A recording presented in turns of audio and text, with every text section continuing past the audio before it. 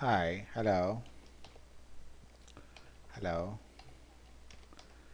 Today we shall be developing VECM model, right? Or vector error correction model. And three here are three steps involved in developing VECM model. So step number one, lag selection, right? That is step number one. And step number two, Johansen test of cointegration. And the final step is the vector error correction model. Okay. So the first step is the lag selection that we do first, right? Lag selection. How many lags we should select to run our model. Okay, and here you can see we have three variables, cons, ex, and GDP. Three variables, cons, ex, and GDP. I open all variable as a group that you can see from here, right? What is cons? Cons means consumption, ex means export, and GDP means gross domestic product. And we have the data from 1960 until 1995. Okay, so the first step is the lag selection. Okay, I go to quick, then I go to estimate var, right? Then here I put my three variables, cons, ex, and GDP, and here I take lag 2 for the time being. I take lag 2, then I press OK. So actually this is the vector error correction model, and here you can see cons, ex, and GDP. These are the dependent variable, and from this model we can select the lag, right? Okay, I go to view, then I go to lag structure, then I go to lag length criteria, that I go. Okay, here the lags to include, better I take 4 lags to include, right? 4 lags to include, then I press OK. So here you can see the outcomes, right? So here are few criteria are here, you can see. So here the criteria is LR, FPE, AIC, SC, and HQ. And here is given LR means this one, sequential modified LR test, FPE, final prediction error, AIC, SC, HQ, and these are the lags, right? These are the lags. Okay, so here the first one is LR, and here one thing, you can see a star here, right? Star indicates lag order selected by the criteria. So here suppose in case of LR, so the star is here, that means 27.47, meaning that 3 lag should be chosen. Okay, and here we have the second criteria, FPE, star is here, meaning that 3 lag should be chosen. And here the AIC, so here what is happening, lower the value, better the model all the time. and here you can see 17.32 is the highest and 2.189 is the lowest. Lower the value, better the model. So this value is the lowest, and that is why there is a star, right? So meaning that 3 lakh should be chosen. And also here also the same guideline, the lower the value, better the model, and here 3.44, this value is the lowest, and that is why the star is there. And here HQ, also the same criteria, lower the value, better the model, and here 2.64 is the lowest, and that is why there is a star.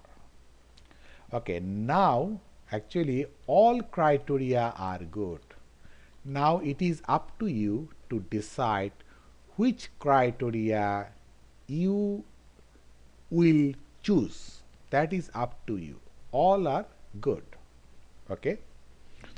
But here what is happening, if I take LR, so 3 lakh is asking for, and FP also 3 lakh has been recommended, and also AIC 3 lakhs have been recommended, and also HQ 3 lakhs have been recommended.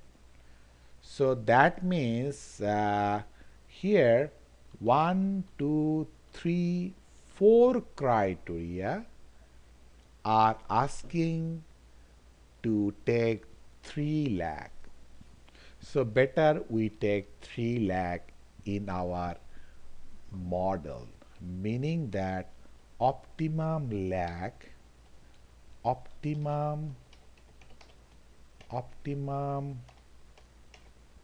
lakh would be 3, and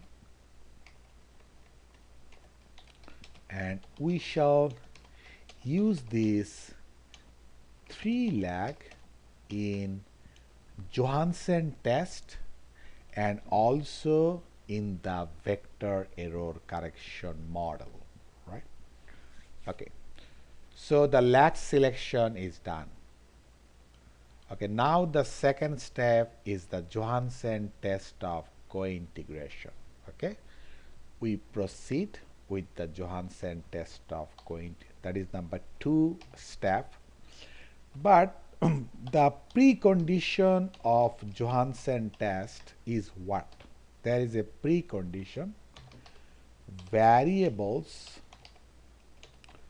must be non-stationary at level, but when we convert all the variables into first difference, right, then they will become stationary, meaning that all the variables should be integrated of same order. Only then we can run the Johansen test of cointegration. So variables must be non-stationary at level, but when we convert the variables into first difference, then they will become stationary. And if it is happens, then only we can run the Johansen test of cointegration. Okay, we check actually what happens about our 3 variables, right? they will become. I put it become, right? Okay. Okay, now we check our three variables. Okay, so we check one by one. First I go to quick series statistics, then I go to correlogram. So the first variable is cons, right? That I select first, then I press OK. Okay, first I check at level. That means the variable is at the raw data, the initial data. That I select label, then press OK. And here you can see the correlogram of cons at level, and you can see the Q statistics and corresponding probability value, right? And here, what is our null hypothesis? Null hypothesis that variable is stationary, right? And alternative hypothesis, variable is not stationary, right? That is alternative hypothesis. And here the p-value is very small, less than 5%. So we can reject the null hypothesis and can accept the alternative hypothesis, meaning that variable is not stationary at level, right? So that means variable is not stationary at level. Okay, now I check what happens after the first difference of the cons variable. So I go to view, I go to correlogram. So this time I select first difference, this one, right? Then I press OK. Okay, here you can see the Q statistics and corresponding probability. Suppose this one, probability is 6.6%, this one 18.3%, and this one 30%. All are more than 5%, meaning that we cannot reject null hypothesis. Rather, we accept null hypothesis, meaning that variable is stationary after first difference. That means d cons, you can see d cons, this is stationary after first difference, right? Okay, so that is done.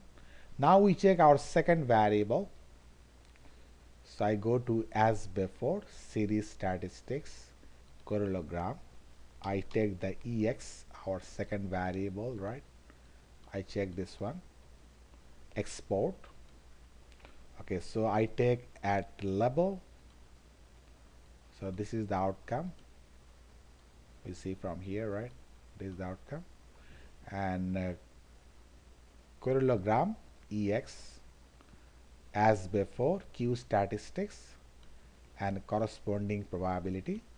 Here the p-value is less than 5%.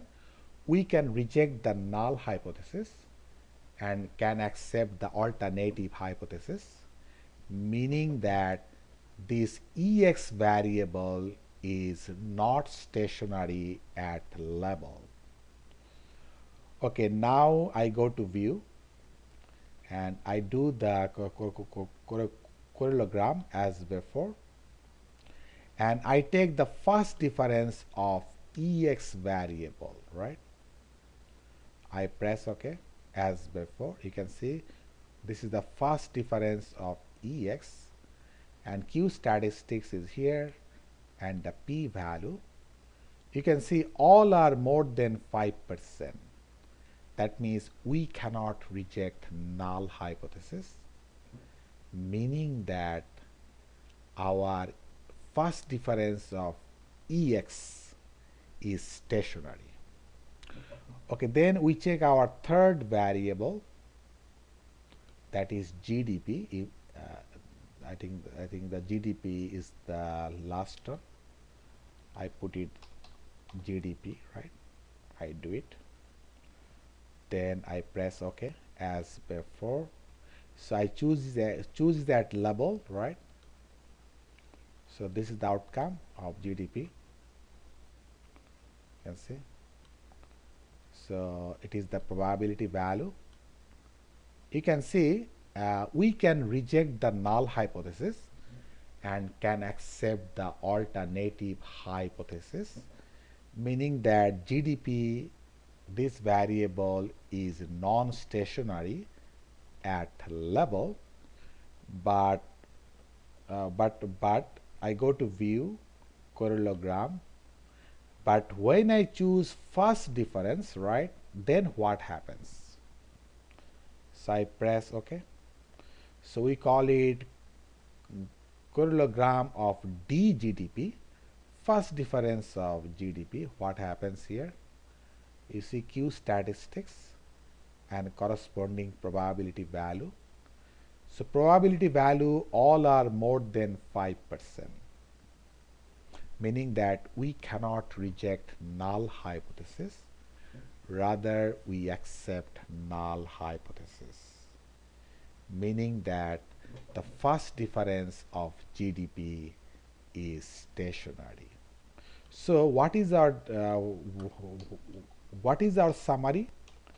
Summary is our three variables are non-stationary at level, but when we convert all the variables into first difference, then they become stationary. That means all our three variables are integrated of same order. So now we can easily run Johansen test of cointegration because precondition has been met. Okay. So we run the Johansen test of cointegration. I go to quick, then I go to group statistics, then I go to Johansen test of cointegration. Okay, so here I put our three variables, cons, EX and GDP, and here these three variables are non-stationary. Make sure here we must put non-stationary variable, right? And we know that after first difference they will become stationary, that we have just seen. Okay, I press OK, and here lag selection, here I take lag 3 because lag 3 has been said by the lag selection criteria, and here I select 3, right? Then I press OK to run the Johansen test of cointegration, and it is here, right? I run it. Yes, the result is coming up. You can see the result from here. This is the Johansen test of cointegration that we can see from here, right? Just going down. Okay, going up. Okay, Johansen, and we have three variables. Okay, and Johansen test of cointegration, right? It is here. Okay.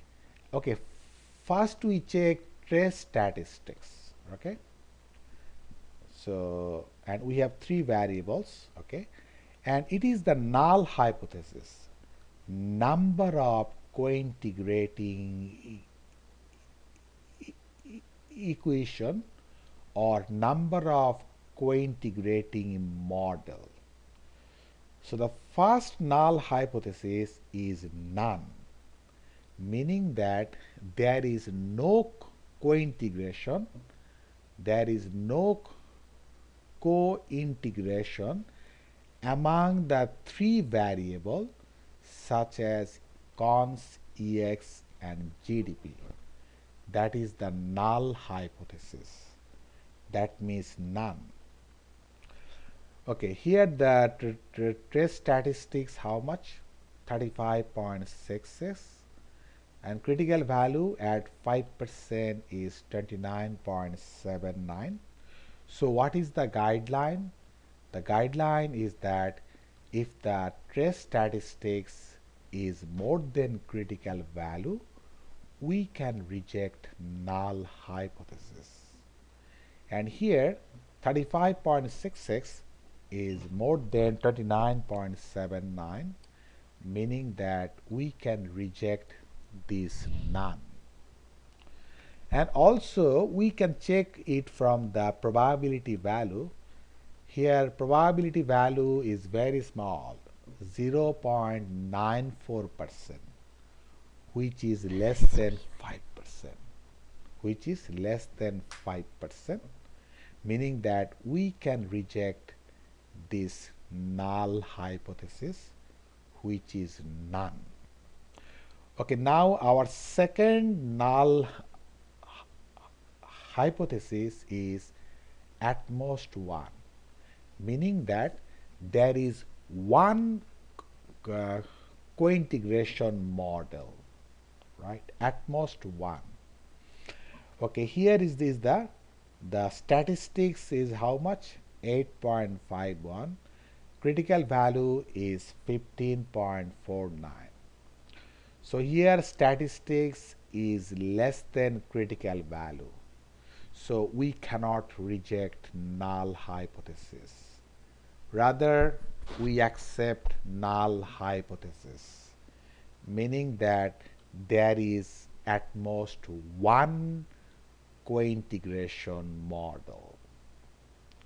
And also from the probability value, the p-value is 41.25%, which is more than 5%. So we cannot reject null hypothesis. Rather, we accept null hypothesis, meaning that there is at most one cointegration model. And the result is also given here. Trace indicates one cointegration model at 5% level, because here is 5%, right? So meaning that our three variables are cointegrated. That means cons, EX and GDP are cointegrated, or in other words, our three variables cons, EX and GDP have long run associationship, or in the long run they move together. Okay, then our second test is maximum eigenvalue test, and the thing is same, almost same.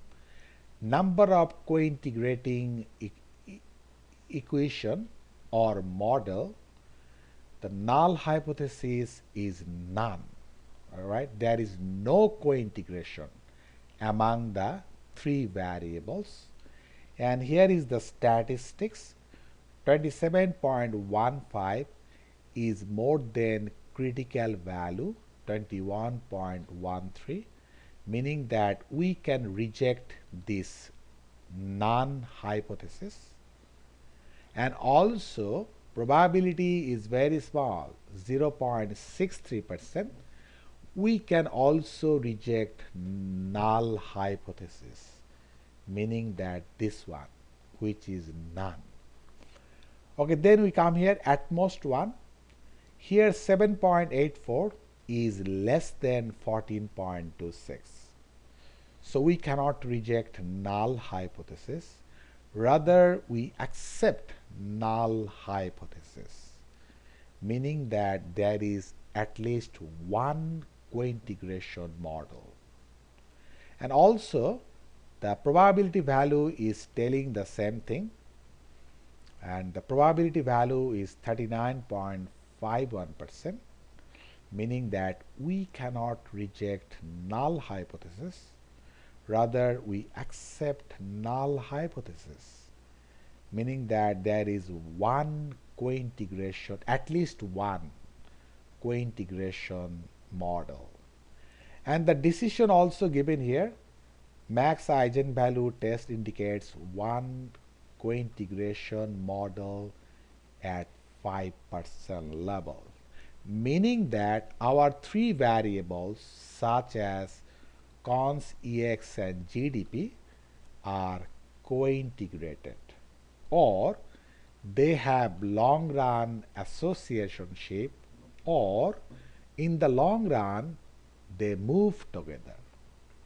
Okay, now what we have seen, trace statistics and maximum eigenvalue test, they are telling the same thing, and that is our three variables cons EX and GDP are co-integrated, or they have long run associationship. Okay, so and now now what is the guideline if the variables are co-integrated or have long run associationship,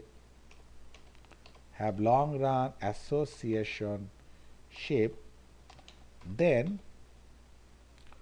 we can run restricted var, and that is VECM model, that means vector error correction model. But if the variables are not co-integrated, we cannot run VECM model, rather we shall run unrestricted var. But here our three variables are co-integrated, so we can easily run vector error correction model. And in the next video, we shall run it. We shall run the VECM model, okay, in the next video. Thank you very much for being with me.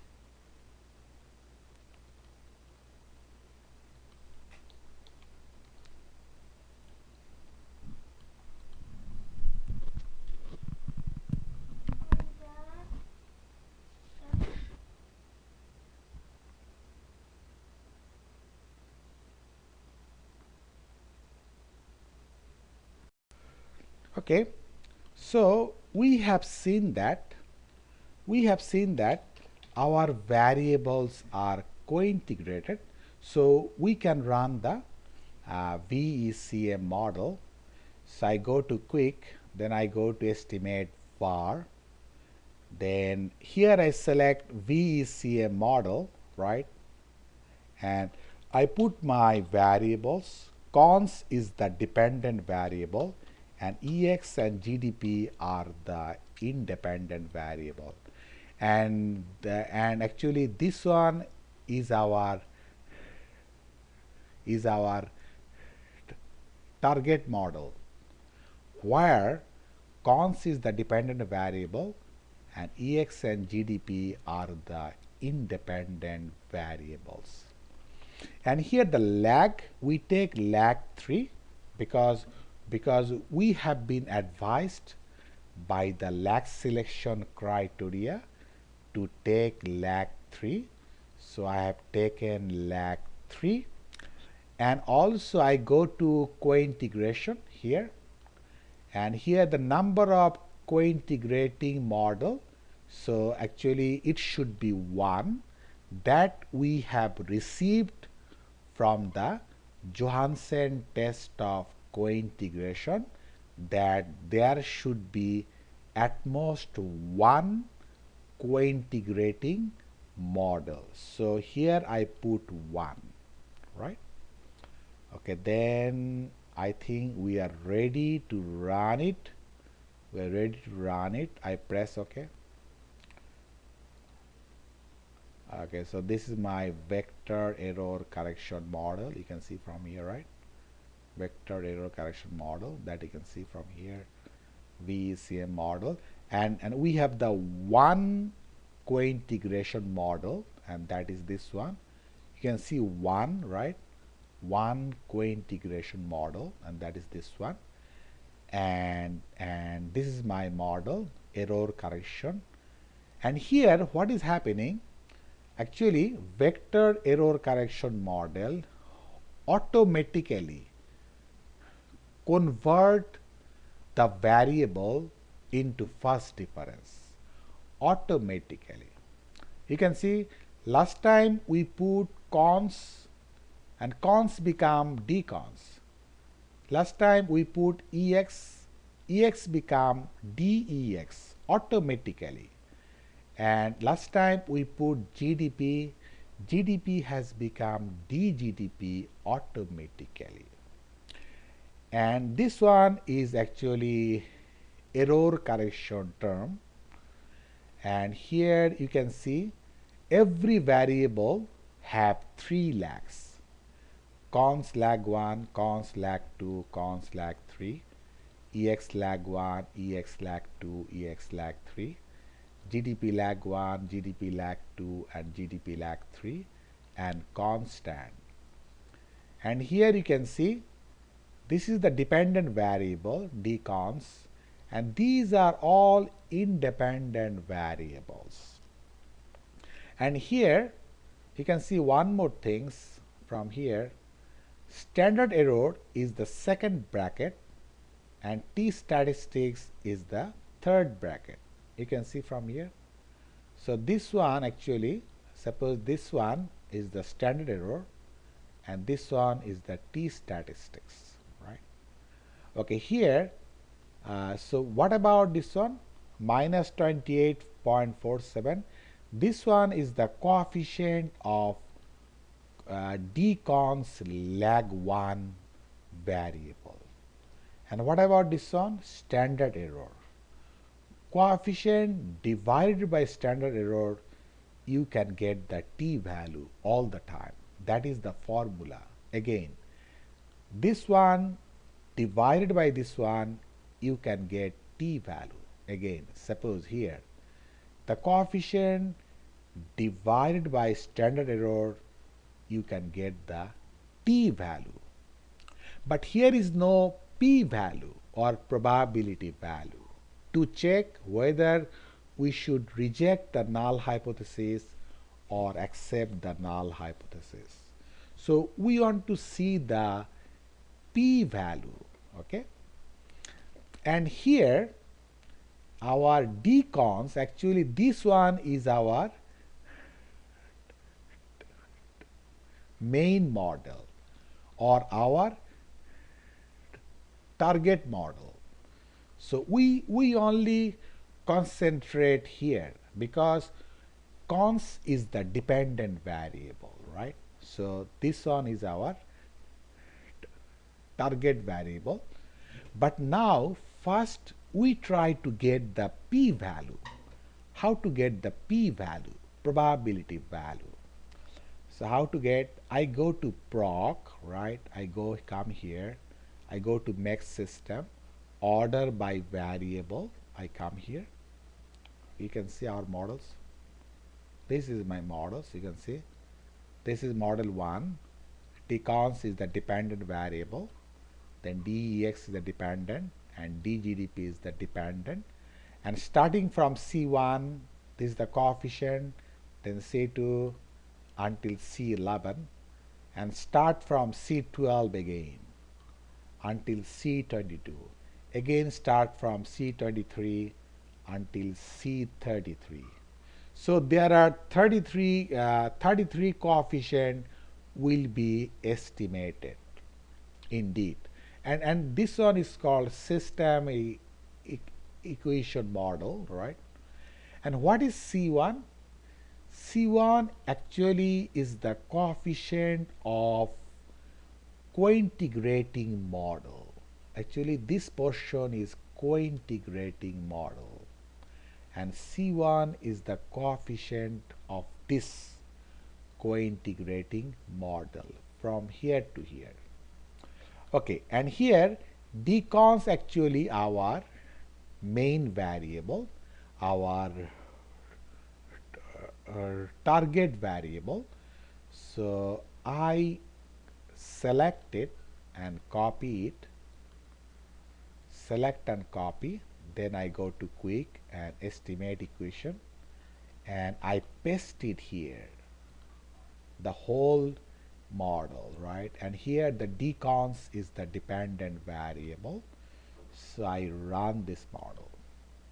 Okay, you can see decons is the dependent variable, and this is our model so far, right? Okay, and these are the coefficients C1, C2. So here is the coefficient, standard error, and t statistics. This divided by this, you can get t statistics. Okay, this time the p value has come up, right? But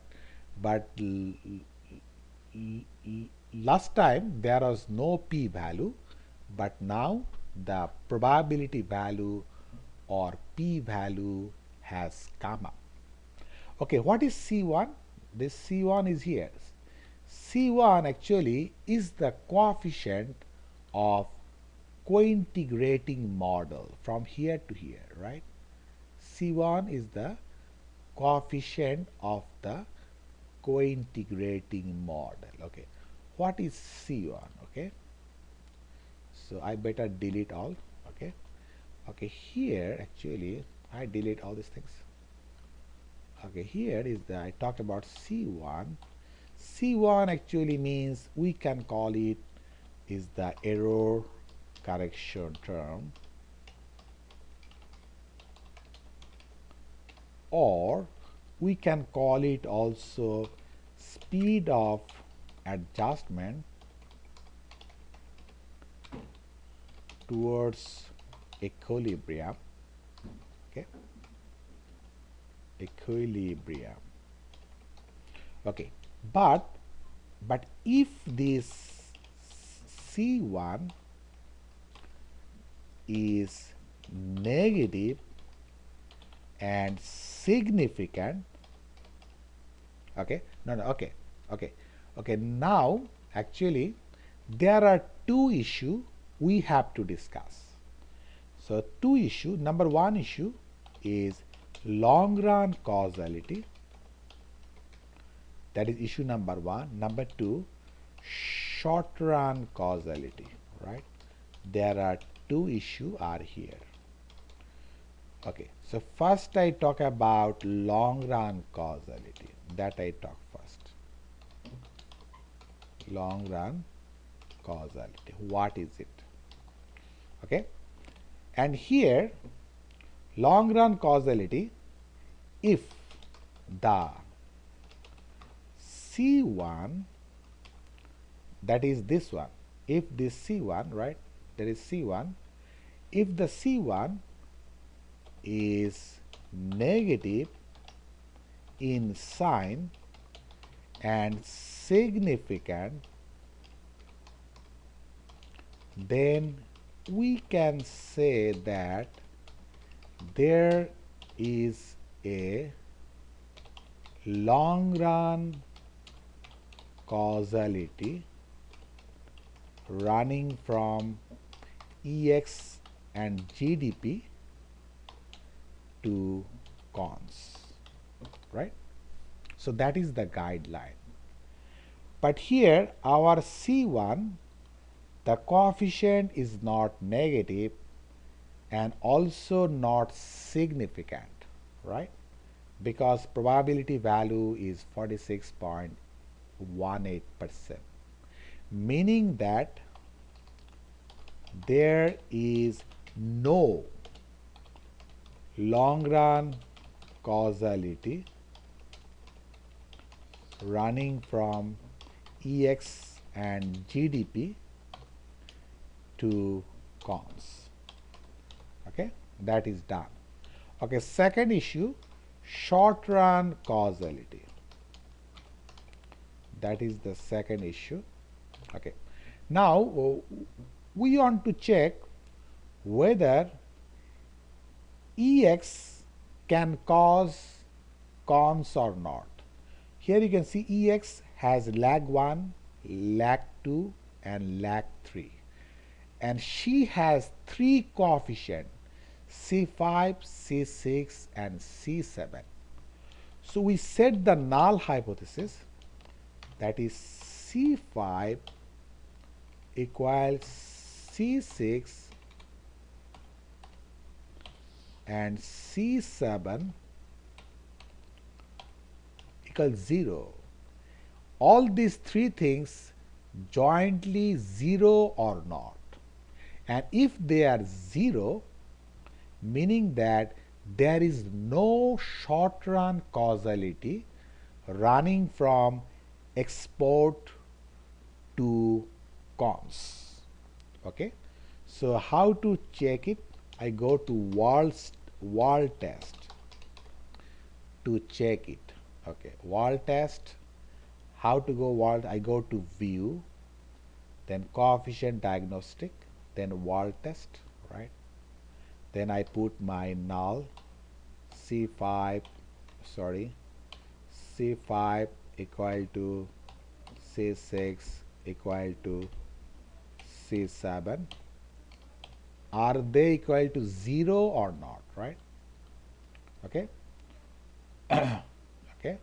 So actually if they are 0, in that case C5, C6, C7 0 means all the EX1, EX2 and EX3 all become 0, right?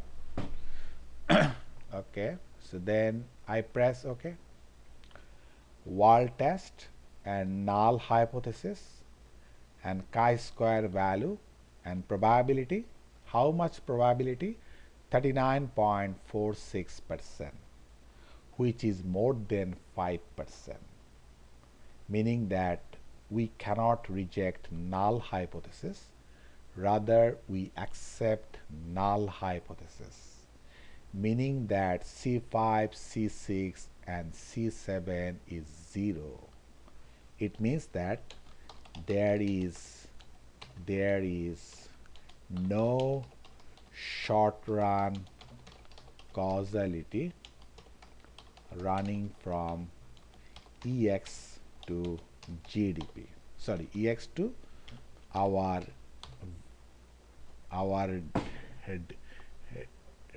dependent variable, that is cons. Okay. Okay, then we check our second variable, that is whether GDP, right, GDP can cause cons or not.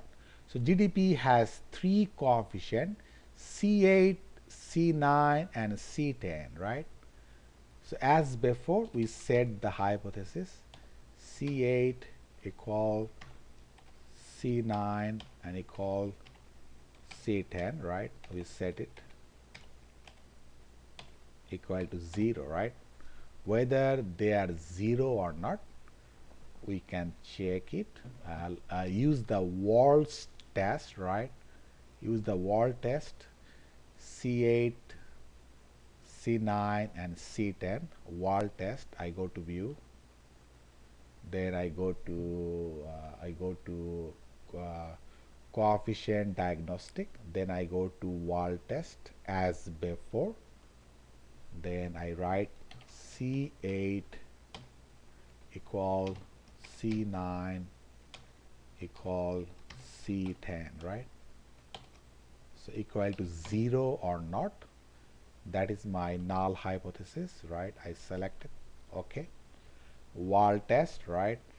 And null hypothesis is this one, C8, C9, C10 0, chi-square value Probability is 21.61%. It is more than 5%. So we cannot reject null hypothesis. Rather, we accept null hypothesis, meaning that we accept that C8, C9 and C10 is 0, meaning that there is no short-run causality running from GDP to cons, right? There is no short-run causality running from GDP to cons. Okay, so what is the summary of this model? Summary of this whole model is there is neither long run or short run causality. Okay, so there is no, I better put it no. There is no long run or short run causality running from EX and GDP to cons. So that is the decision of this model. There is no long run or short run causality running from EX and GDP to cons. Okay, that means there is no association shape, right, so far, short run or long run, from the EX and GDP to cons.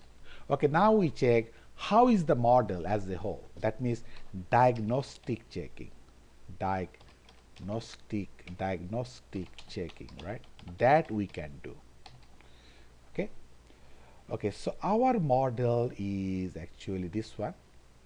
This is our model, right? We have seen it so far. This is our model. Okay, in this model, you can see R square value of R square is 62.24%. So it is more than 60%. So I think the model is all right, because normally, if the R squared is more than 60%, we can accept the model. And F statistics and the p value, it is significant. You can see it is 0.79%, which is less than 5%, meaning that F statistics is significant, meaning that our data actually fitted well, right?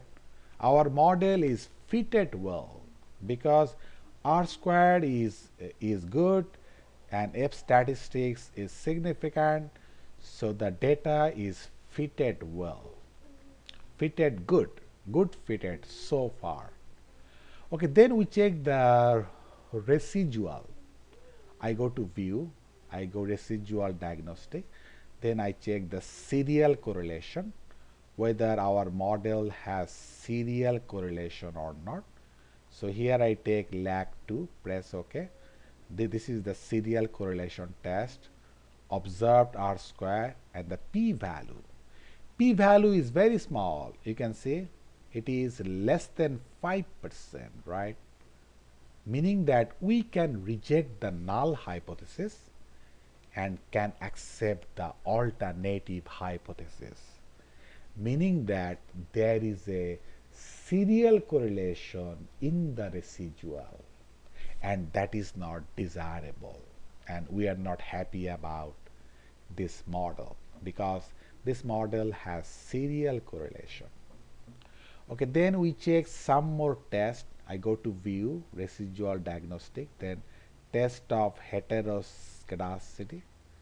I check it. Okay, here I take Bruch-Pregan test, right? Then I press OK.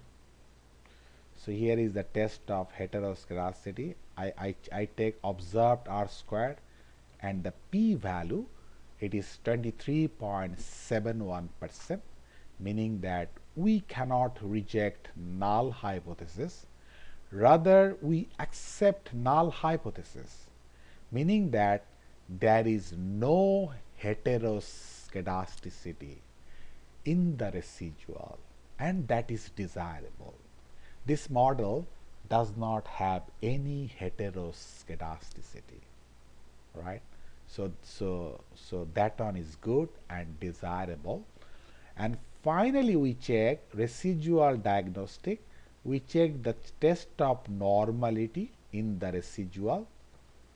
Okay, here you can see the value of the Jarkabera. The probability value is 92.24%. 92.24%, which is more than 5%, meaning that we cannot reject null hypothesis. Rather, we accept null hypothesis, meaning that residual is normally distributed, and that is the null hypothesis, and we accept the null hypothesis that residual is normally distributed, and that is desirable. So in this model, there is only one problem, that is residuals have serial correlation that we cannot accept, because when there is a serial correlation, the model is really unacceptable. Okay, so that is the whole thing. Thank you very much for being with me for a while.